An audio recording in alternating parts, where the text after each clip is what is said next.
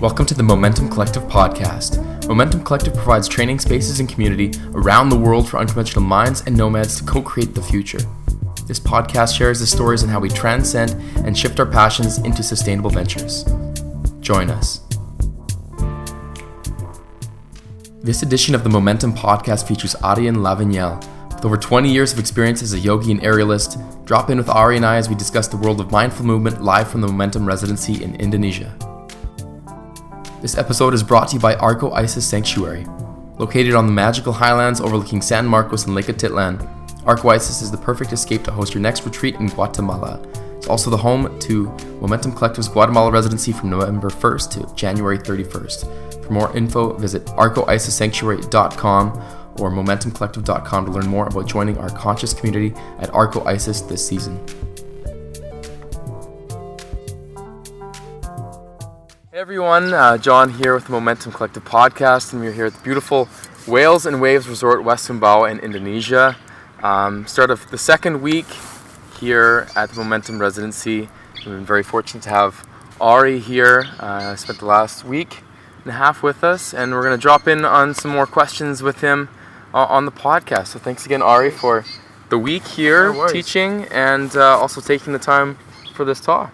No problem. So, how's your last week and a half been here at the Momentom Residency in Indonesia? It's been blissful. It's been spacious and warm and physical, which is good. Just having time to focus on some practice and just to train and hang out, which has been great. Excellent. Yeah, I know you're busy zipping around in Sydney in Australia. That's where you're from. Mm-hmm. So it's so great to have you in one place at one time. It feels so good just to be grounded in one spot for a while. Yeah, for sure. So for those that don't know, if you want to give a bit of background on how you came into movement, into yoga, into aerial silks, and that circus kind of lifestyle. Okay. I kind of fell into both of them, really.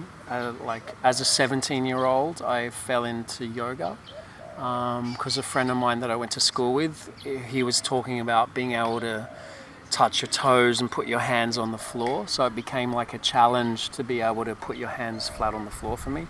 So he told me about sun salutations as a way to kind of help get the flexibility of the hamstrings to be able to put your hands flat on the floor. So I started doing sun salutations at the age of about 17. And this isn't within the last rise of Instagram yoga either, I guess. You're the early adapter, the early mover on it. So I'm 44 now, so I don't know however long ago that was. Yeah. I'm not very good at math. It doesn't matter. Right now, it doesn't but a matter. long time ago. Yeah, so and then that kind of kept evolving. I'd had a movement background anyway from gymnastics when I was younger, like really young, and martial arts from when I was younger as well. Always did lots of sports as a kid. That was really big in my family to be like active. So that was part of my upbringing, and then I fell into aerial circus work at the age of about 21, something like that, 21. And that just kind of evolved and expanded as well. And that was purely just because someone said, oh, you should come and check out this circus space. And I went, okay. And then life just changed after that. Yeah. Excellent. Mm. And it seems like all of these kind of have in common, from martial arts to yoga and circus, that movement obviously is a big part of what your passion is. Yeah, mindful movement. Mindful movement. That's it. So what's the difference between movement and mindful movement for you? Yeah, mindful movement for me is, well, basically it's like a meditation. So you drop into a feeling, whatever that feeling is for everyone is unique. And it's moving with intention and attention. So when those two things are joined together with the breath, then I think it's moving with mindfulness. Otherwise, you could be in a class at the gym doing body pump, or maybe something where there's less attention to detail and it's more about just the movement and the action and the reward energy. After, or the ends. So maybe it's focusing on getting a pump or losing weight or whatever it is. Great, that's awesome. But for me, I am about kind of conscious movement, so you reduce the risk of injuries. And it's not necessarily about, okay, I'm moving for a certain frame, or it's overall general health and well-being. And the fitness is a byproduct of the journey through the movement. Mm-hmm. Yeah, the physical fitness, I guess. Yeah, that's kind of just a byproduct of being able to move and do what you do mindfully. But it's not the intention behind it. Do you know what I mean? Right. My intention is to move and to flow and to embody the movement as I'm doing it. And the strength and the flexibility are a result of that. Right. Yeah. Let alone the internal benefits from things. So I'm curious to hear your impression, like mindful movement, does that make it spiritual movement to you? Or like, is there a difference between the movement within yoga or versus silks, or maybe in martial arts?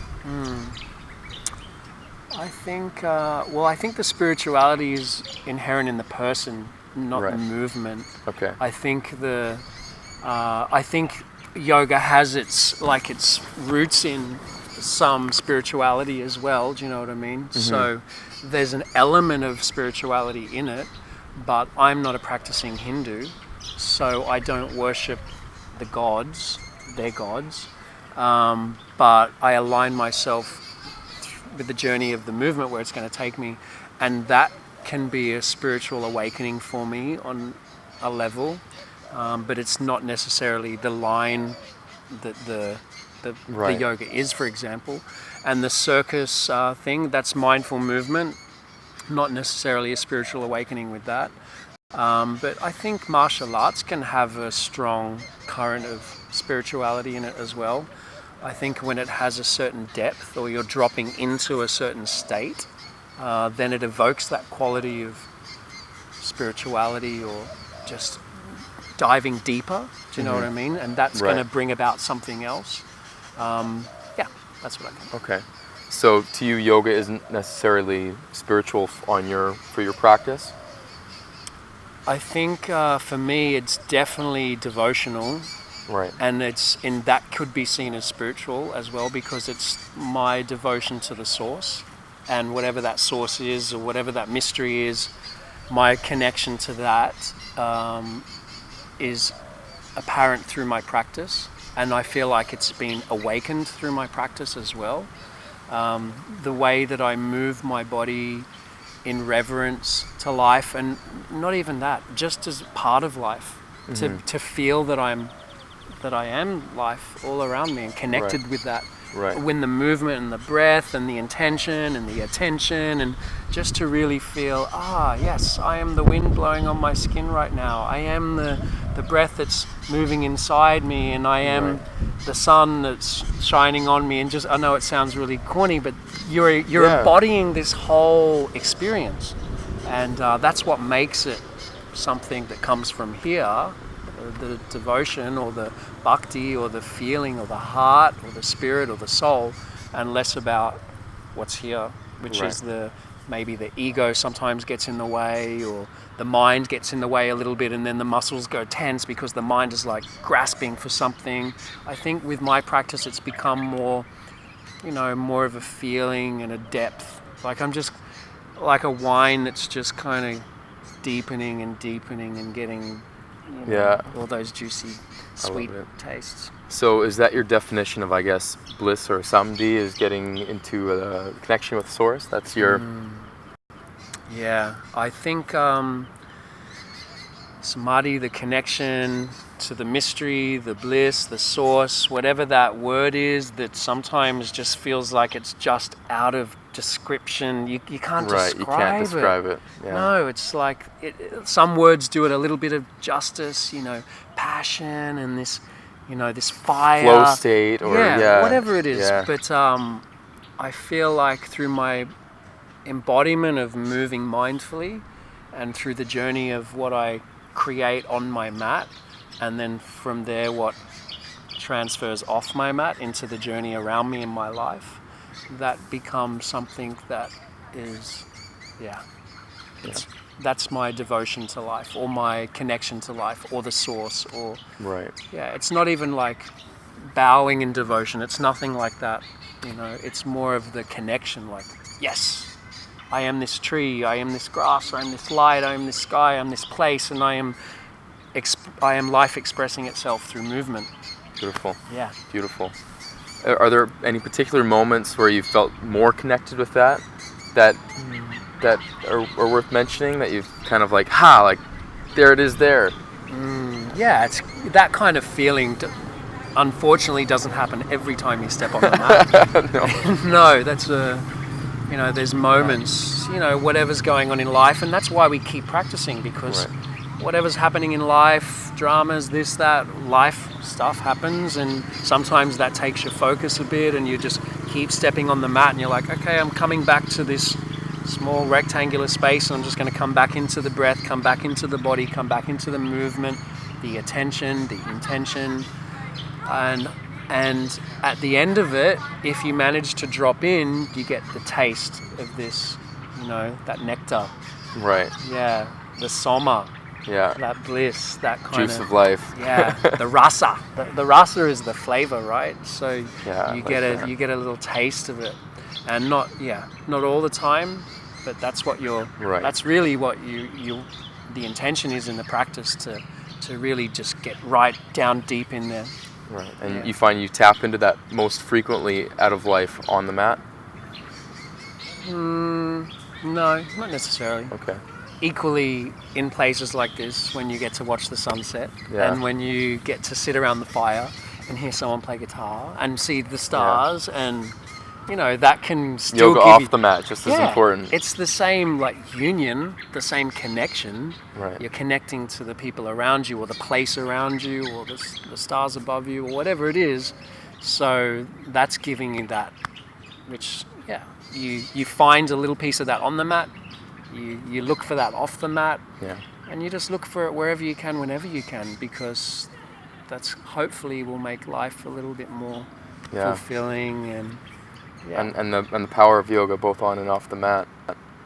Yeah, and the power of moving, right? Movement. Like, because you might not have these states of bliss or these feelings that like kind of get evoked if you're just sitting on the sofa watching TV. Right. You might not get that if you don't get up and move. Yeah. And find the way that your body wants to move, and the one that stimulates your mind as well, and find the way that kind of connects to your heart or your spirit, and that can be any kind of movement. It could be Tai Chi, it could be Capoeira, it could be any myriad of movement forms. As long as you find that connection, stimulates your mind, it stimulates your heart, and then you can drop into that experience. Awesome. So of all those other movements, it sounds like silks has been the other one that really stands out for you. Is why is silk so powerful for you? It has that oomph to it for you? Yeah, I do love silks. Anything aerial, I really love it, but silks particularly for me, I really just took to. I just love being looking at life from a new perspective. It's like the Hanged Man in the tarot deck, right? Life is turned upside down, and you're like, okay, I'm just going to look at things from here, and being able to perform in front of thousands of people and look at them from being upside down. That's a big shift in perspective. Yeah. You're like, wow, I'm up 10 meters in the air, and I've got a really different perspective on life right now. And because it can be dangerous, you have to be completely in the body, in the mind, in the moment. If you miss that, there's a potential for something to happen. Do you know what I mean? Something dangerous could happen. Right. So I think for me it was a way to really drop into that attention and intention again. And that's why I took to it so much, because I liked being able to explore and create up on the silks as well, and move my body in different ways in the fabric and explore what would happen if I did a certain knot or a certain transition. And then, I really enjoyed the creative aspect of it, which I do with yoga sequencing as well. I love it. Yeah, that really stimulates my mind, and I like to take my body on a journey and my students' bodies on a journey. Yeah. And you just gave a talk to the Momentom residents here on yogic philosophy, and you mentioned a lot about the importance of transitions. So why are transitions so important in both yoga and silks and these different circus flow arts with movement? Because it's not about a shape, like whether it's a yoga pose or a pose on the silks or whatever it is. Yeah, there's an aesthetic to it where people can look and go, oh, that's a pretty shape. I know when to applaud. Do you know what I mean? Right. And usually when it's an aerial show or something, you could be doing something that's easier than something that's really kind of scary. But if they don't get the aesthetic... Flashy, it looks good. If they don't get the big open shape or some aesthetic, they maybe won't even applaud, even though you're like risking your neck. Yeah. And they don't realize how long it took you to get this kind of thing. Anyway, and then on the yoga mat, it's like, if it's just a shape, then you're not connected to the source. You're not connected to the attention, the intention, you're not connected to everything around you. There could be like a laziness or a lack of energy in the shape or a lack of awareness in the mind. And really, it's my job as a teacher to wake people up and be like, okay, if you're in Warrior 1, you're really in Warrior 1. Let's wake up the energy in the posture. Let's wake up the legs. Let's wake up the arms. Let's extend the sides of the body. What's happening with the bandhas? What's happening with the breath? And then bring their attention into all these different areas. So then it's almost like pratyahara. It's like they can't focus on all these other external stimuli going on for that hour that they're on their mat. They're in their body, they're in their breath. Whatever problems are happening in the world around them, they maybe take a back seat while the practice and the body and the breath becomes number one.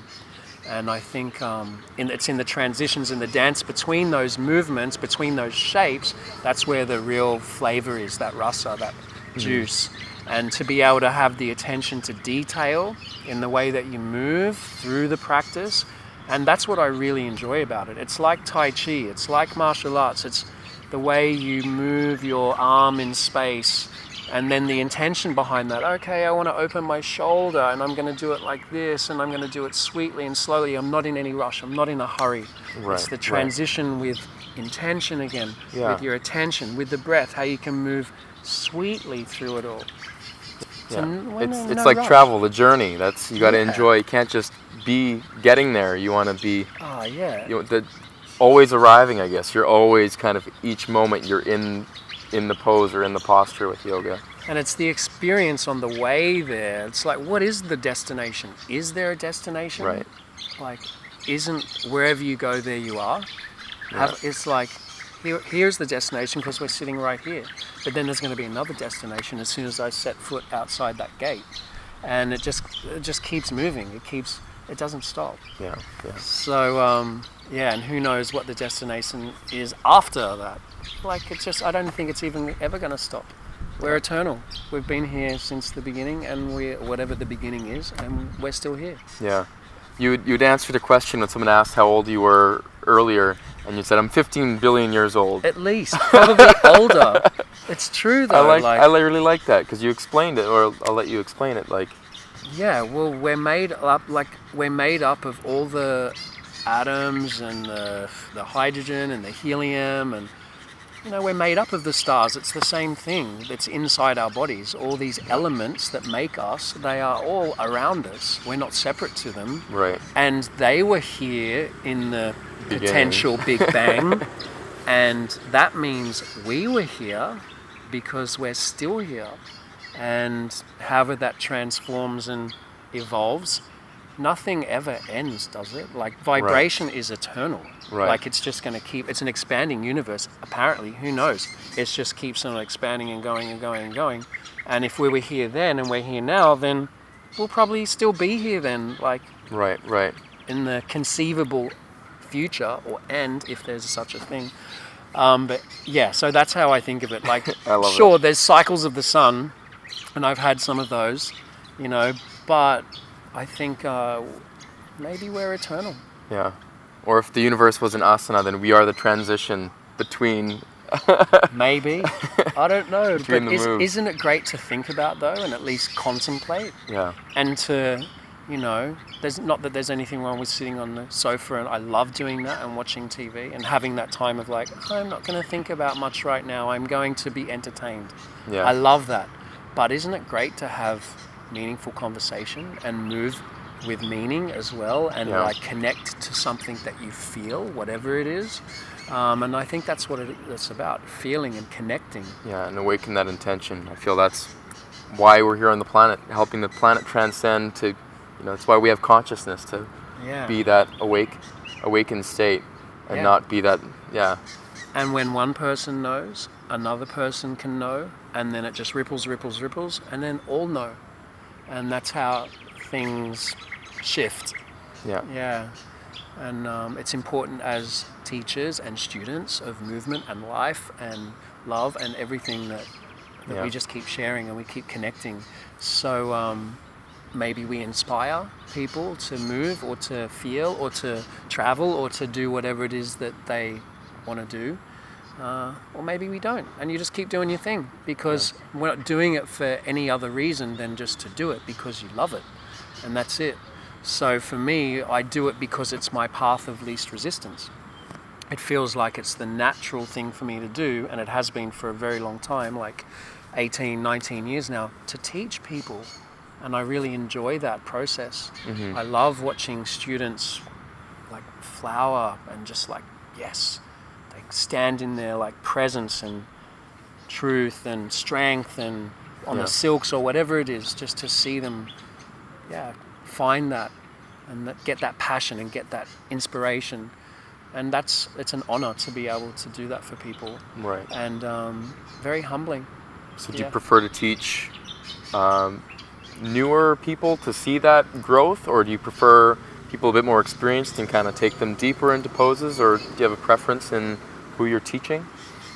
No, I really don't. I'm happy to teach everyone, but you know what I do love? I love teaching students that have the advanced mindset, and that's like, I don't mean that as, I mean that they think that they're advanced, or the postures that they're doing are really advanced, but I love teaching them beginners movements. This whole concept of beginners and advanced, I just think we need to drop it anyway. Right. Because what is advanced? Like for me, to be able to stand in Tadasana, standing on the mat in presence and focus and stillness and clarity, that could be advanced. Like that can, some people maybe not be able to do that ever. Like, but you keep working at it if that's it. It's not necessarily handstand, one-armed handstand with a weird shape, whatever it is. Like, sure, it might look aesthetically impressive. Right. But, I don't have a problem with that if they've found a connection to something deeper on the way there. Awesome. That's what it's about. Yeah. But it's not necessarily, oh, I'm an advanced yogi or I'm a beginner yogi. I think I'm always going to be a beginner yogi. I don't know. I just think that's it. I'm just going to keep that mindset. I'm a beginner and I'm open to learn. And I'm still learning. That's what I said earlier today. Warrior 1. I've probably been doing Warrior 1 for 20 odd years, and I'm like still fine-tuning. Have I found it yet? I don't even know. I'm just still on that journey of Warrior 1 or Tadasana or whatever it is. Do you know what I mean? And that's so I've lost the concept of beginner, intermediate, advanced. I'm just open to the experience. And I, as students that come to my class, for them, I hope it's the same. They're just open to the experience of learning, and I know that I will be able to teach someone that might be advanced, and I know that I can teach someone that might be beginner, and any spectrum in between. Yeah. And I'm comfortable with that. Yeah, and that's what we're all about here at Momentom, is having everyone be both the student and the teacher, and that's why it's been so amazing to have you as well drop in and be a student and have other people teach you as well, whether it's acro or lira or these different things, because there's so much power in having people realize that they are a student at all times as well, and keeping that curiosity going. That's it. And that's what we want to try to keep, that curiosity for the whole life, right? Always learning, always like open to receive wisdom or something from someone, or just little pearls of wisdom that can really change the way you think, the way that you move, or it can really change anything. Yeah. And I think if you're open to that, then who knows where the journey will go. Sometimes if you're like, no, I've learned all that, I've done that, next, what's next? Right. Sometimes you miss out on these, getting deeper into that. Do you know what I mean? Yeah. What else has stood out for you in your time here at the residency, whether it's a class or maybe the things in between? Just the community, really. For me, it's like, because it's my first time here, just to be kind of embraced within the community. And it's like, I think community is important. And for me, yoga community is important, but also circus community is really important. And because I go between both as well, and to just feel part of that family. Yeah. And I think it's important to for people to feel that. And I feel very honored to be able to have that experience. Yeah. And so that's been more important than anything else. Awesome. Yeah, like you were saying, whether people are whatever level they're at, they're coming at it with an advanced mindset of having that intention ready and having that curiosity ready. So it does give that added energy of oomph, and people are ready to embrace and learn, which is pretty powerful. I think to be open to receive, that's it. And I think, in the practice of yoga, and when you get to Shavasana at the end, your palms are facing up and you are open to receive the benefits of the practice, whatever that might be, or the wisdom of the practice, or the changes into the body, whatever it is. And I think if you come with the mindset of being open to receive, like that's it. You receive the wisdom of the people around you, the experience of the place around you, or the culture around you, or whatever it is. Just to be open-hearted. Yeah. Because it's easy sometimes to like go block, close. Yeah. I'll stay like this. No, I'm happy in my life like this, and I don't want to think like that. I'm going to do this. I don't need to learn. I know everything I need to know, and maybe people are happy like that. That's okay. They don't want to travel. They don't want to do this or explore or whatever. Right. No problem. But there's some people that there's a little bit of a fire, right? Yeah. And you want to have that. We have the ability to be in front of the fire and dance around the fire and go for it. Yeah. Yeah. Yeah, I think that's one of the most powerful things. If everyone would realize, or just be open to receive, and open to see that everyone can teach them something. Everyone is a teacher of something that you can learn from. And that would change so much from the world if it would just open it up, see a student and a teacher and everyone around us. Yeah, and that's it, because everyone's had their own journey, or having their own journey, and everyone's had their own past, present, situation, whatever, and everyone's got a little bit of wisdom from whatever life has taught them, and that's unique to them. So everyone can teach someone something, and it doesn't have to be necessarily a movement, it doesn't have to be some kind of wisdom, it could be just an experience that they had that maybe can change the way you think somehow, or inspire you to do something you've never done. Yeah. It could be anything. And I think just, being open for that is the most important thing. Well, sometimes people that aren't open to receiving can kind of have the opposite effect of that. Instead of that glow and that added value energy, it can be kind of that negative energy, or maybe something a little bit more difficult. And I know that once people practice yoga for a long time, they can be a bit more susceptible to energies and that kind of a thing. Living in a big city, do you have a certain way you protect yourself from unwanted energy, or just that kind of negative mindset, or the busyness of a city like that? Yeah, it's tricky, and I think I'm quite empathic as a person, quite sensitive. I can pick up on the feelings of a place or people around me. If they're going through stuff, and I really feel for them, or the place, if it's really polluted or there's something going on, I'm like, I really feel it.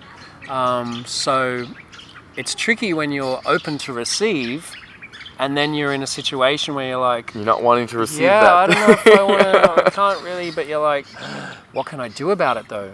Right. What can I do about the pollution? Can I reach down, pick up that plastic and recycle it? Yep, I can do that. Focus on what I can do. Right. Can I help an animal that's in trouble, or someone that's in trouble, by offering a little bit of time, or money or whatever, or can I do something about it? I think it comes down to that. I think I protect myself energetically by making sure that I have time out in nature, doing things like this. And nature for me is like very important. Yeah, total reset.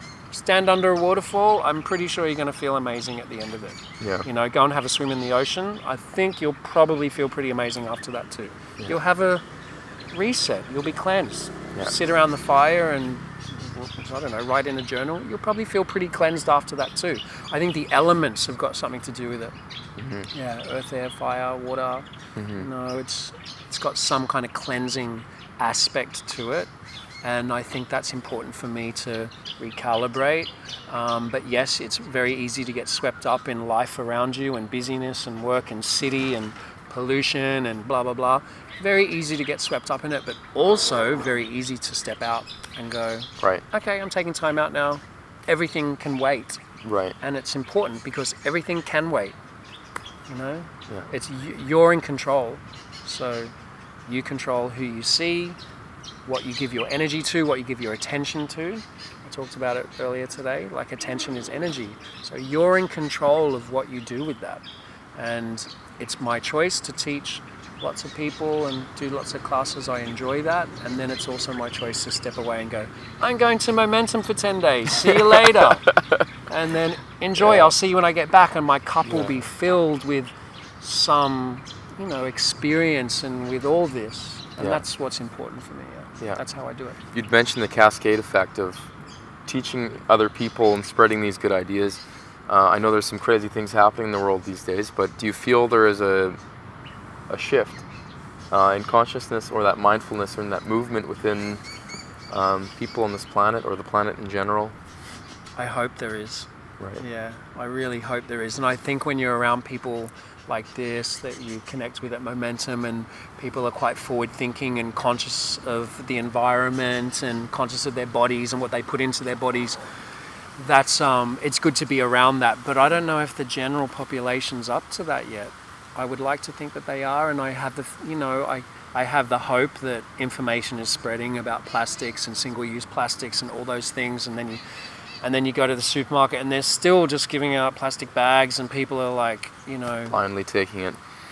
Yeah, so I don't know. I hope so. I really do. And I know we're on the precipice of, it's been changing for a while, and I feel like we're on the precipice of something big, and I don't know which way it's going to go or if it's even too late.